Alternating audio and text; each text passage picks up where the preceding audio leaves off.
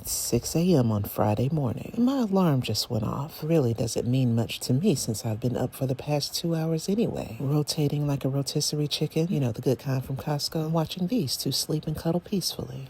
Old slackers. Hey, they're beautiful people. Most of my days here lately have included me rolling out of bed, to my toilet, back to the bed, back to the toilet, and every now and then I take a little shower in between toilet breaks. And today, friend, today is no different. Except today Mr. Cade is home, and as soon as he heard that shower running, homeboy hopped up out of his slumber and ran in the bathroom to take a peek. I mean, he says he came in to help, which I guess is a valid excuse, being as though I can't even see my legs and feet, let alone reach them. And since this is our 10th baby, he's learned to do a good job. The only thing I don't like is when he grabs the hose and sprays me down, you know, as if he's washing a drop-top Chevy with the roof wide open in the driveway of his mama's house. Anyway, child. Oh, and a lot of you ask about my shower routine, why I choose to apply my body oil while I'm in the shower. Well, for one, nobody wants to walk around with dehydrated skin, child. And two, I learned a long time ago that layering body oil while skin is still damp, then applying my lotion when I get out, and then lastly applying my perfume keeps a girl's skin moisturized and smelling good all day. This man is doing nothing but playing with my products. Let me get out of here, child. I also get a lot of questions about the soap I use on my face. This, my dear friends, is called African Black Soap. It's made with plantain skins, cocoa pods, oils, and butters. It's a natural antibacterial and has helped your girl fight acne over the years. Always get it from the local beauty supply store, but I'm certain you could also get it on that little website that Jeff owns. Anyway, child, so after rolling my Thanksgiving turkey back in bed, I FaceTime with Mr. Cade to help him make breakfast. You know, to teach him how to listen to the ancestors to season his food. Because at this point, child, I am 80 weeks pregnant, and there is absolutely no way I'm standing over a skillet, a griddle, a pot, a pan. Aside from all of that, my body is working overtime to carry his baby, so for a little while, he can carry the load. No? Anyway, child, so let me show you what he fed me and the tiny freeloader. This morning, I requested sunny side up egg, grilled mushrooms, and roasted tomatoes, a little sauteed spinach and some bacon, because everything's better with bacon. And to top it all off, he paired that with some black coffee and some ice cold water, just the way I like it. And then, because I've been awake since 4 o'clock this morning, I took a nap. I'm absolutely not ashamed. Here lately, that's all I have the energy to do. Nap and pee. Nap and pee. But when I woke up from my 4-hour nap, it was time to put my lips on, because we had a date night planned. I may feel like Snuffleupagus, but I won't look like him, child. You know what I'm saying? So we loaded up our van and headed out for a night on the town. Mr. K thinks he's the best driver in the world, so instead of just pulling into a parking spot, he's gotta be all extra every single time. Back into his parking spot. 2 hours later, after he finally parked, I had to roll this big body Benz of mine out of the front seat and squoze this big old belly in between his car and the one next to him. I mentioned we were going out on a date night, but did I mention it was a family date night? So while I caught my breath from rolling out of the front seat, Mr. Kate unloaded all of his children and all of their personality. Because, son, it is dark out here. Why are you wearing those glasses? And Charity Rose is still refusing to wear any shoes other than these boots. And I'ma just mind my business. Anyway, so while we had reservations at Longhorn, naturally, because my husband has a whole football team, he still had a little bit of time to wait. And while we were waiting, in walks college dude and college girl, which completely made all of our night. And a family night is not a family night until the whole gang is here. And I don't care how many children we have. Even the simple luxuries in life, such as family dinners, are not the same until every single part of our family is present and accounted for. And so we were seated around the dinner table and enjoyed what will be our last family meal all together before baby sister or baby brother makes his or her debut. And absolutely nothing makes my heart happier sitting around the table with all of the noise and chaos and joy and laughter and the occasional argument between all the people I love in one room. Anyway, child, so I forgot to tell you that we were not going back home after dinner. We actually drove all the way into town and got a hotel room, as this is one of the most anticipated weekends in Birmingham, Alabama. We wanted to make sure that we were front and center so that we could wake up on time and get to the 8 a.m. parade for Birmingham's Magic City Classic, the biggest, most celebrated showdown in the South. And since this is the last weekend before Mom takes a little hiatus, thought we'd go and be right in the center of the action. And so the big kids went one way and we went the other, and we called it a night. And we reconvened in the lobby in the morning for a nice spread of overrated coffee and hot chocolate and hot chicken biscuits before making our way outside to enjoy the festivities of the Magic City Classic Parade. And so with so many things that can bring us worry right now, I encourage you, friends, to find the things that bring you joy, as I have just spent the past 4 minutes telling you all about mine. You know, like slow mornings, calm, boring days, rest without guilt,